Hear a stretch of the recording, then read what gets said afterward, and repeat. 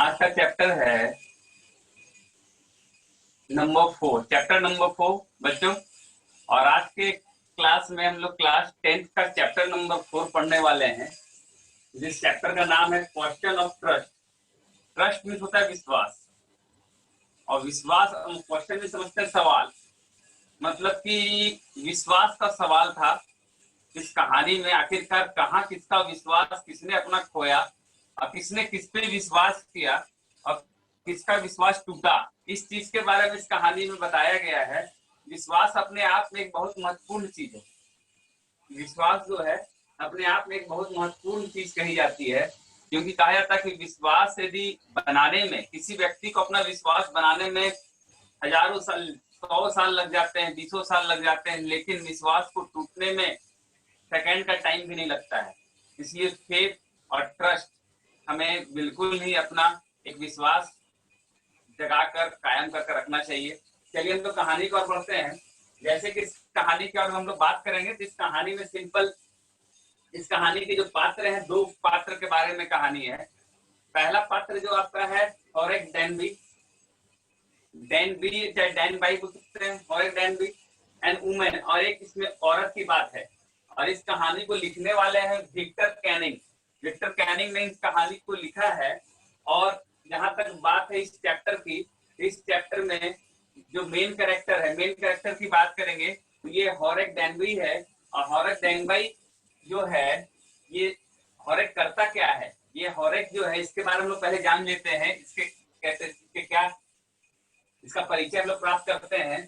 तो ये good and respectable citizen है, एक अच्छा नागरिक है और इसके समाज में इसका इज्जत भी है। 50 ईयर्स ओल्ड बैचलर है ये, 50 साल का ओल्ड बैचलर है, 50 साल इसकी आयु है, शादीशुदा नहीं है। हैड बीन प्रिजन, जिसको जो है इस कहानी में 15 ईयर्स एगो, 15 साल पहले, मतलब कि गहने चोरी के जुर्म में, गहने चोरी के जुर्म में इसको सजा हुई थी 15 साल पहले इस व्यक्ति को, हॉरेक को। अब आते हैं तो क्यों सजा हुई थी, इसके पहले आप जानना चाहेंगे कि आखिरकार इतना जब ये रिस्पेक्टेबल था, इतना एक सम्मानजनक नागरिक था, तो इसको जेल कैसे हो गया, क्या कारण था कि इसको जेल जाना पड़ा 15 साल पहले। ये कहानी यहीं पे छिपी हुई है, कहानी यहीं पर हमें बताएगी कि आखिरकार क्या कारण था कि इसे 15 साल पहले जो है जेल जाना पड़ा, 15 साल पहले जेल जाना पड़ा। इसका पीछे रीजन क्या था, चलिए हम लोग उस कहानी में घुसते हैं और कहानी में जानने की कोशिश करते हैं। कहानी में जब हम घुसेंगे,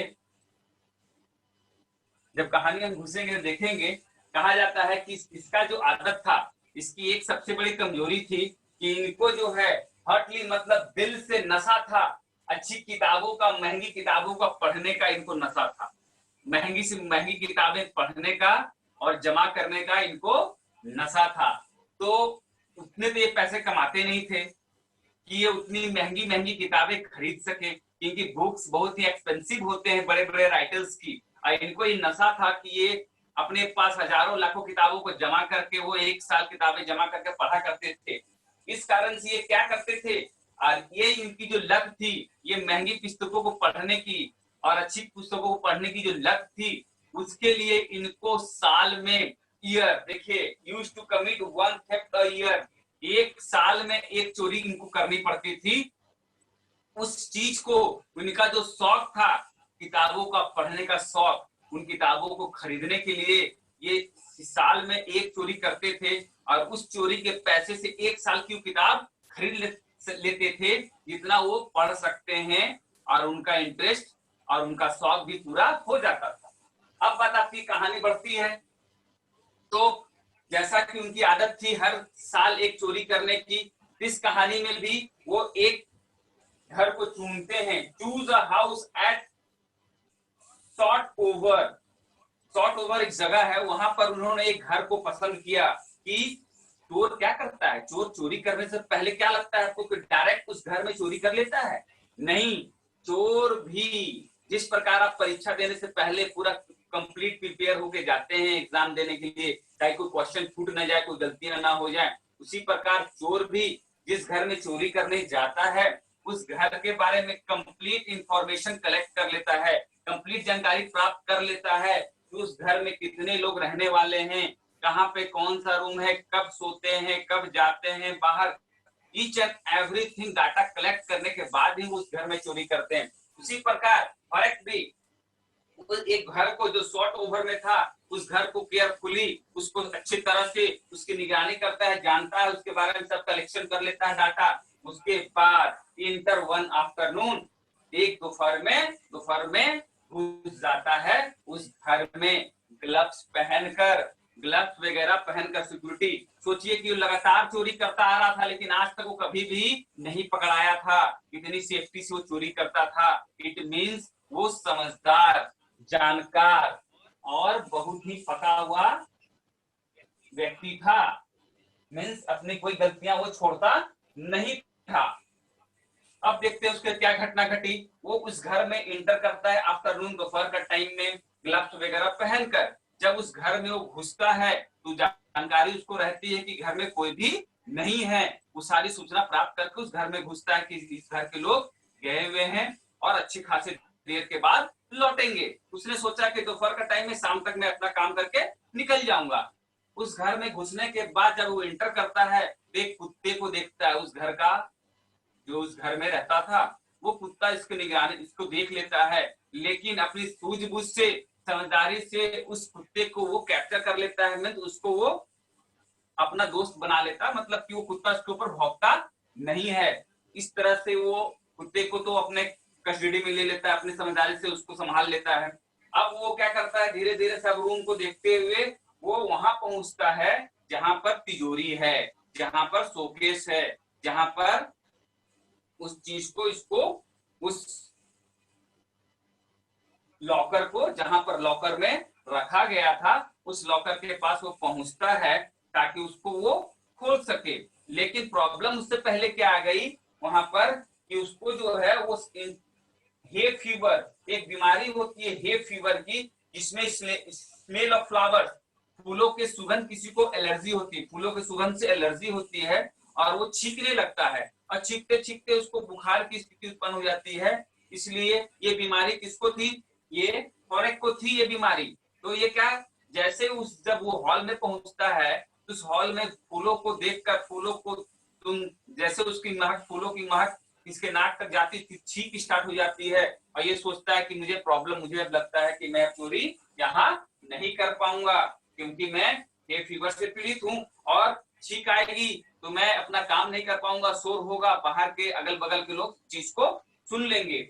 लेकिन तभी ये प्लान सोच ही रहा था, तभी अचानक एक ब्यूटीफुल लेडी पीछे से निकलती है और इसको बोलती है कि तुम जो है हे फीवर से पीड़ित हो, तुम्हें लगता है फूलों से एलर्जी है। तो ये बोलता है हाँ बिल्कुल मुझे एलर्जी है। ये नर्वस हो जाता है, इसको समझ में नहीं आता है कि आखिरकार इस घर में ये ब्यूटीफुल वुमेन है कौन। ये समझता है कि इस घर की मिस्ट्रेस होगी, इस घर की मालकिन ही होगी और वो उसको मालकिन समझ बैठता है। और वो औरत जो है इसको बोलती है कि मैं जान रही हूँ कि तुम चोरी करने आए हो, मैं अभी चाहूं तो मैं पुलिस को फोन कर दूंगी और पुलिस तुम्हें पकड़ के चोरी के जुर्म में ले जाएंगे, लेकिन मैं ऐसा नहीं करूंगी क्योंकि मेरे हस्बैंड जो हैं बाहर चले गए हैं और इस लॉकर का जो है पासवर्ड उन्हीं के पास है, वही पासवर्ड जानते हैं और मुझे अभी पार्टी में तैयार होकर जाना है। इस पार्टी के लिए मुझे इससे गहने अपने निकालने हैं, मेरा लॉकर जो लॉक है, इसलिए तुम मेरा मैं एक काम करोगे, यदि तुम ये लॉकर खोल के मेरे गहने मुझे निकाल कर दे दोगे। तो ये बोला कि आप हस्बैंड से क्यों नहीं पूछ लेते हैं। बोला कि नहीं, यदि मैं उनसे पूछूंगी तो वो गुस्सा करेंगे और तुम अभी खोल दोगे तो उनके आने से पहले मैं लॉकर कल दो परसों में कहीं बाहर गए हैं 3-4 दिन के लिए, जब तक वो आएंगे तब तक मैं लॉकर बनवा लूंगी, उनको पता भी नहीं चलेगा कि मैंने लॉकर तोड़वाया था क्योंकि वो गुस्सा करेंगे। तो वो बोलता है ऐसी बात है। बोला बिल्कुल, यदि तुम मेरा ऐसा काम करोगे तो मैं तुम्हें पुलिस के हवाले नहीं करूंगी, मैं तुम्हें छोड़ दूंगी। इसी बात के दौरान वो राजी हो जाता है। तब तक वो क्या है, सिगरेट निकाल कर पीने की कोशिश करती है और इससे लाइटर मांगती है।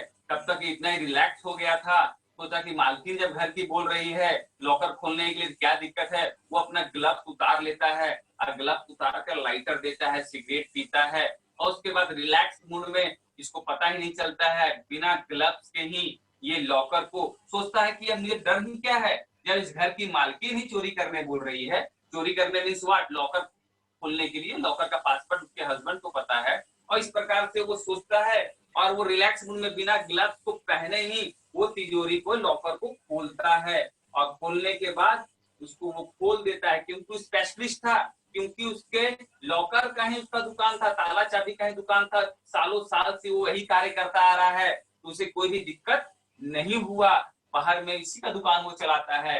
इस कारण से वो आज तक सक्सेस, अपना हर चोरी में सक्सेस हुआ।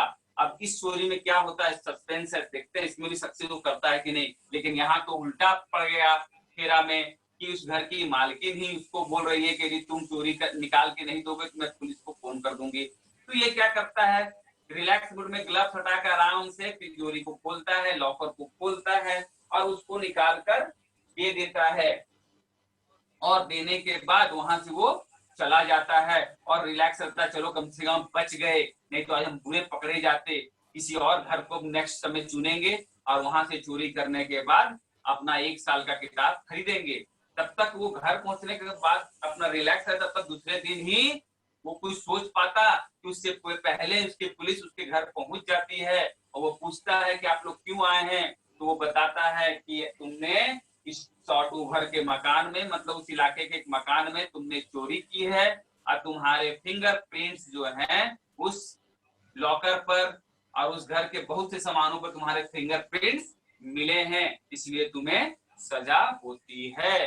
तो ये घटना थी जो 15 साल पहले के बारे में ये, और एक सोचता है कि किस प्रकार एक चोर और लेडीज ने, क्योंकि वो जो लेडीज उस घर में थी वो भी उस घर में चोरी करने के लिए ही आई थी और उसने इस्तेमाल किया, किसका इस्तेमाल किया, और एक का इस्तेमाल किया, वो उस घर की मालकिन नहीं थी, उसने अपने दिमाग से, अपने शैतानी दिमाग से, अपनी चालाकी से, होशियारी से इसको मूर्ख बना दिया, इसको डरा दिया और हॉरेक भी उस जाल में फंस गया और उसने उसके चाल में फंसकर जो जेल चला गया और सारे गहने जो है, जो गहने भी नहीं मिले और सारे गहने, वो जो ब्यूटीफुल वुमेन जो चोर थी, जो उस घर में घुसी थी पीछे के दरवाजे से और एक उस औरत को नहीं पकड़ पाया, नहीं समझ पाया कि ये भी वो चोर है, उस घर की मालकिन नहीं है। और वो लेडीज ने, वो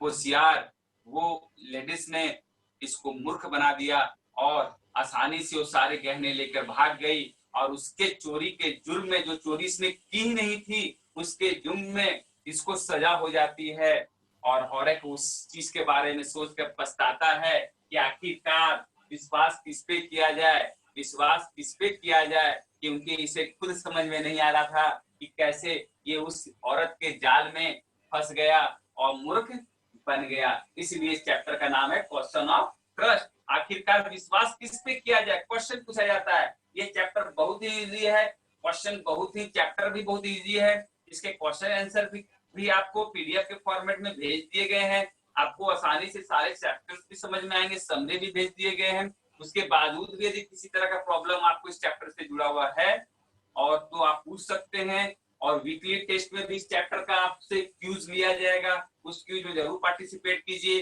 ताकि पता चल सके कि आपने कितने अच्छे तरह से इस चैप्टर को पढ़ा है और समझा है।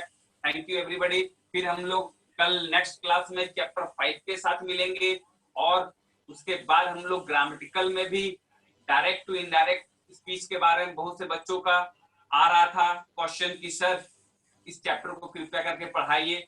तो मैं कोशिश करूंगा कि 1-2 दिन के अंदर ये चैप्टर जो है, टॉपिक जो है डायरेक्ट एंड इनडायरेक्ट स्पीच, जिसको हम लोग नरेशन भी बोलते हैं, रिपोर्टेड स्पीच भी बोलते हैं, उसको हम पढ़ाने की कोशिश करेंगे ताकि आप लोगों का सारा कंफ्यूजन उस चैप्टर से दूर हो जाए। Thank you all.